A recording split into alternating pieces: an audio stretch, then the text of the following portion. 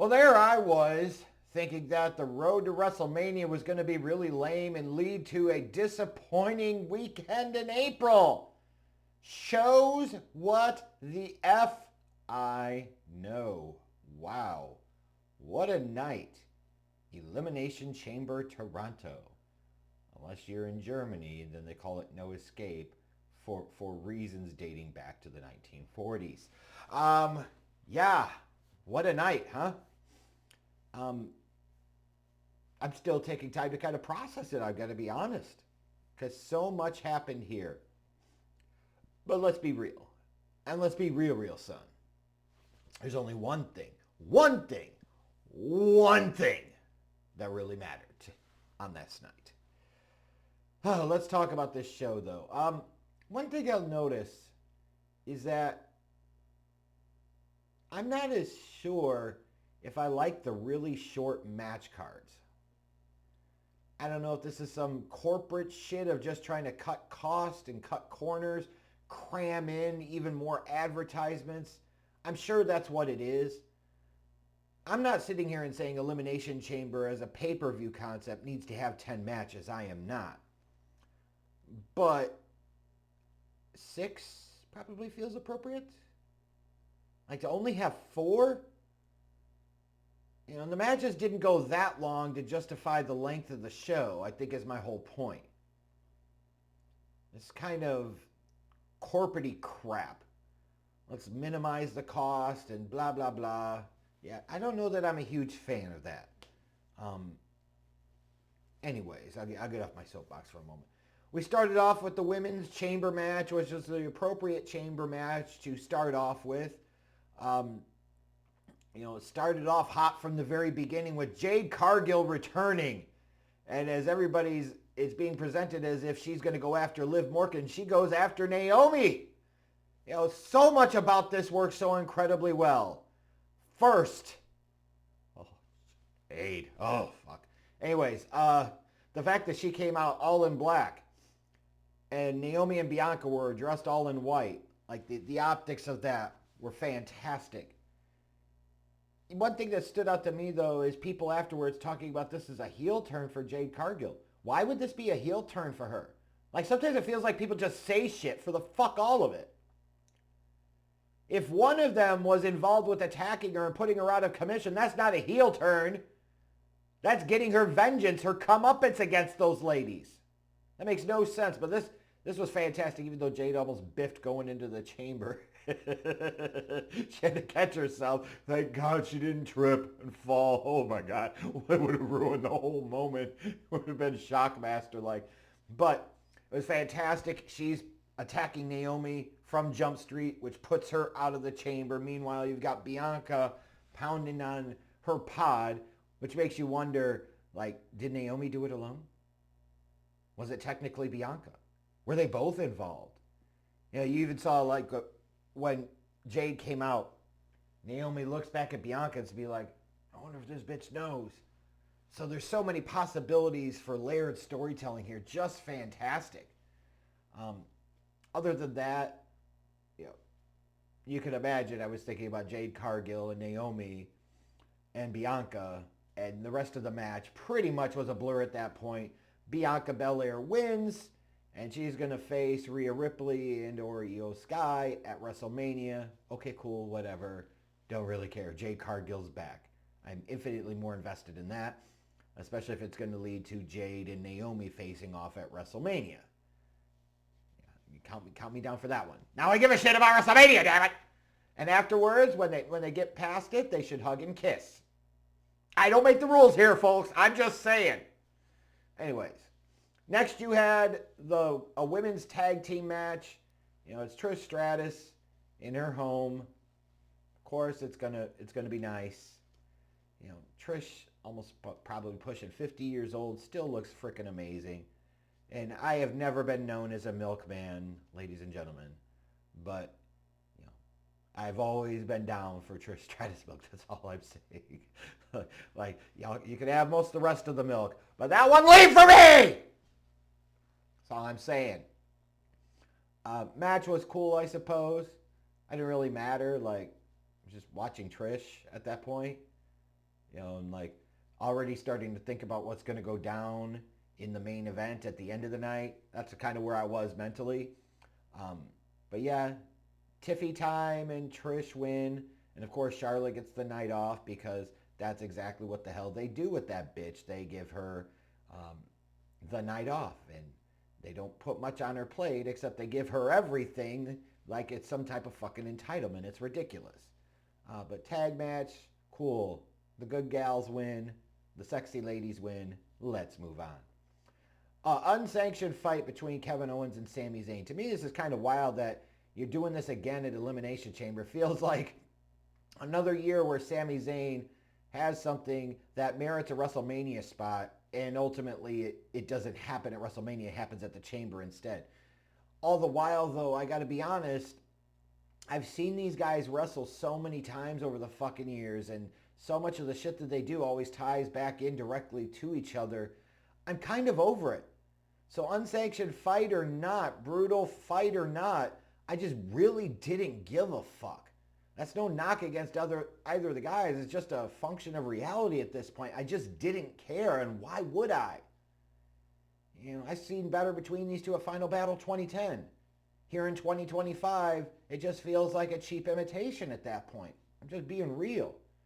And like when I think about even the presentation, as much as I didn't like ROH back in the day and how much I thought it was a nerd fest and everything else, one thing I thought they did incredibly well was Kevin Steen versus El Generico. The presentation, the vibe, everything around it.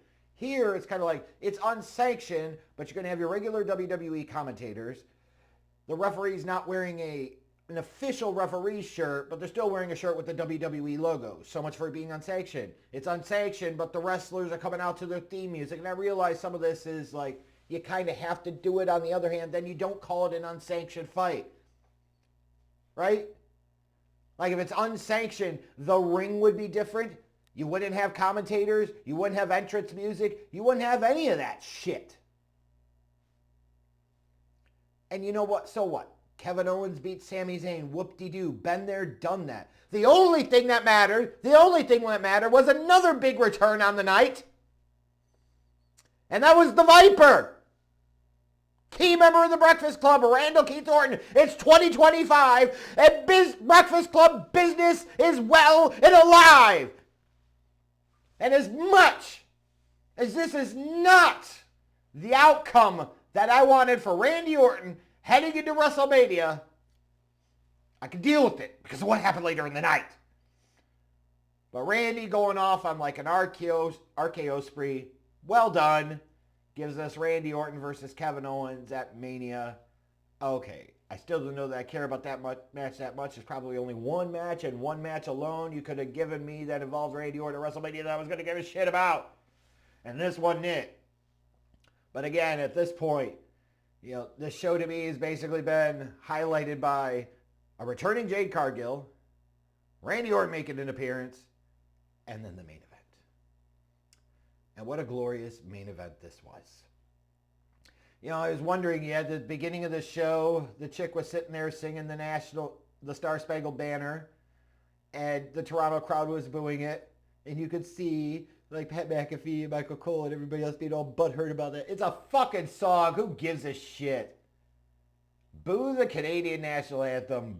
Boo the Star Spangled Banner. Who gives a shit? Golly.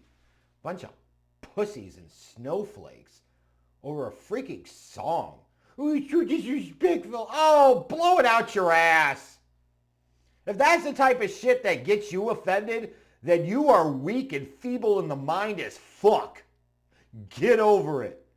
So I totally stand when Logan Paul came out to the ring with the fucking American flag. I'm like, that's right.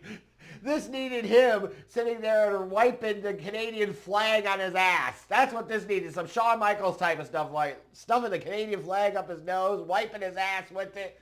Like, God damn it, folks, go with it. Let's have fun with this shit. Instead, we're going to talk about tariffs. Tariffs. It's just unbelievable, man. How weak and soft wrestling and wrestling fans have become. It's pathetic to see and watch. But what all happened here? Damian Priest eliminates Drew McIntyre pretty quickly. And it was fascinating in this chamber match to see how quickly some of these eliminations did happen. So it certainly seems like you're heading towards Priest and McIntyre at WrestleMania. Logan Paul's eliminated. And then you've got your final three. It's John Cena, it's Seth Rollins, it's CM Punk. And one of these guys is going on to face Cody Rhodes for the title in the main event of WrestleMania. And it's at this moment you're like, okay, the logical outcome here, since John Cena didn't win the Royal Rumble, is that he's going to win this match. And Punk and Rollins are going to go off and do their own thing. Well, eventually, CM Punk eliminates Seth Rollins with an assist from John Cena. And then Seth Rollins sits there and curb stops the shit out of CM Punk. And John Cena sat there and took advantage of it. And it was at this moment I was reminded of, oh fuck, we've still got The Rock and Cody Rhodes tonight. Yeah, this shit's about to get real. Is that foreshadowing of something? Because the Cena of old wouldn't have taken advantage of that shit. I mean, after all, he wasn't Hogan, right? but he took advantage of that. I noticed it. I saw it. Yeah, that's right. Embrace the hate, John. Embrace the hate. Nobody can deny you. So John Cena wins the chamber match. He's the number one contender. He's going to go on to face Cody Rhodes at WrestleMania 41, Night 2 main event. You can book it. And here comes Cody Rhodes. And then here comes the final boss, The Rock. For some reason with Travis Scott, I'm still trying to figure out why the fuck that is. Like, incredible. And it's time for Cody to make his choice. The Rock said he wanted his soul, but he was offering him everything. And Cody tells The Rock he can go fuck himself. And you know what? That moment really worked for Cody. Like, that was the one I'm like, yes, that's what a defiant babyface should do. Yes, that's really stupid of you to do, but it totally works. And you actually came off kind of strong in that moment. Love that. But it was all foreplay at this point. Because it was simmering. And I could feel it. And I could sense it. And I wanted it. And you know deep down that you do too. Because this shit's been 20 years in the making. This shit's about Breakfast Club business still reigning supreme in 2025. This shit is about the biggest names shitting all over everybody else, damn it, and I love it. It happened. It finally fucking happened. After all these years, John Cena embraces the hate. And that moment when he hugs Cody Rhodes and he makes eye contact with The Rock and John Cena goes from dopey overselling of the corny hypeness to dopey overselling of the seriousness, you're like, holy shit. And when Rock does this,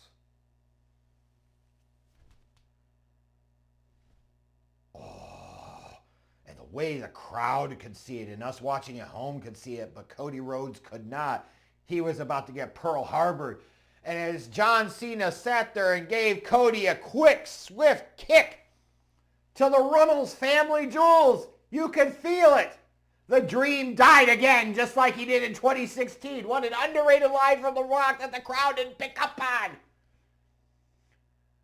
And then they go to town the next few minutes on Cody Rhodes, and it's this majestic moment where John Cena has become a new John Cena. 20 years in the making. If you're going to go out, you go out strong, brother. And the only thing that stuck in the back of my mind the entire time is why the fuck is Travis Scott out there? So many of these things work. To those that are going to say, well, this shit doesn't make any sense for John Cena. Dude, he just lost the Royal Rumble. He wants to win Title 17. This is it for him. If you can't understand why aligning himself with The Rock would be beneficial there, The Rock, once again, the highest paid actor in the world, I don't know what the fuck to tell you. Cena wants a title. Cena wants more money. So much of this shit actually does make sense. I can't believe people aren't grasping this. It's 20 years in the fucking making and you're going to bitch about it now? The fuck's wrong with you? Why would The Rock do this? Why wouldn't he do this? Of course he would. Because after all, it's Cody. Fuck your story. But again, I just can't get over the fact of Travis Scott being out there. And I've seen a lot of people the past several hours on social media comparing this to Hogan's turn to join the NWO at Bash of the Beach 96. And I loathe to say it's on that level, but when you think of biggest heel turns in wrestling history, just in the moment that they happen, this is at the top of the list. Like, it's in that top tier. You know, whether it's a Hogan aligns with the Outsiders to form the NWO at Bash of the Beach 96, or more of a Austin turns heel and aligns with Vince McMahon at WrestleMania 17 kind of moment, time will tell. But it is on that tier, right? Roman coming back and turning heel. Like, this is elite level shit, and I would argue it has a little bit more emotional significance to it just because of the time invested in it. Like, Austin wasn't the top guy in WWE for 20 years when he turned. Hogan and his turn happened in a different company in the mid-90s, and even then he hadn't had that long of a run as a top star in wrestling. But John Cena has been a prominent name for over 20 years, and for 20 years he's been this white bread, corny-ass motherfucker. And now you go in an entirely different direction at a time, mind you, where most people are assuming it's going to be the same old sad song and dance shit with Cena. And he's going to go out never having really embraced the hate. And now, fuck them kids, I'm here for it! But Travis Scott, why is he out there? Oh, he's burning sage. Is that what they call it nowadays? He's burning sage? Ugh. And he just ruined the whole fucking moment. This would have been like fucking Austin sitting there, turning heel, aligning with Vince McMahon, and you've got like Fred Durst sitting there in the corner. Like, that shit would have looked so stupid. Or Hogan sitting there in 96, and you got Jay-Z over there representing. Like, what the fuck was that? But I digress. What a moment. And for a WrestleMania that I really was not looking forward to, for a WrestleMania that I'm not alone in that sentiment, for a WrestleMania that needed something big, for a WrestleMania that had to have something to move the needle, you got that fucking needle mover on Saturday night in Toronto. And what's crazy to think about is on this show that's laying the foundation for WrestleMania, Roman Reigns was nowhere to be found. Where does he plug into the story long term? So many options and possibilities for what they could do. But my God, what a moment. If you don't grasp why a John Cena character would do this, I've already explained to you. I don't know what you don't get. For you to ask, like, why bother now and why do it at the end? Why did they wait so long? Why the fuck wouldn't you do it at the end? The ironic thing is this shit's probably going to work so well that the people are really, really going to love it. They've wanted this for so long. And it's actually going to be a challenge for John Cena and The Rock. When you look at their star power compared to Cody and the rest of the fucking roster, it's going to be hard to get the fans to get behind The Rock and Cena in the way that you want them to. Because I promise you, you get to Vegas and Mania 41, they're not careful, that crowd's going to turn on Cody big time. I promise you that. And I'm here for every fucking bit of it. All this you can't see me shit, I tell you what. Me buying a John Cena shirt for the first time in my life is going to hit like crack. And bitches, it's fucking happening. I promise you that. Yeah, it's getting Bizarro World. It's getting insane. I'm at the end of my run here, and it's all bets are fucking off. And if I had to go out in any way in a year of our Lord where John Felix Anthony Cena has embraced the hate, then that's the way I want to go out. And if you don't like it, you can eat shit.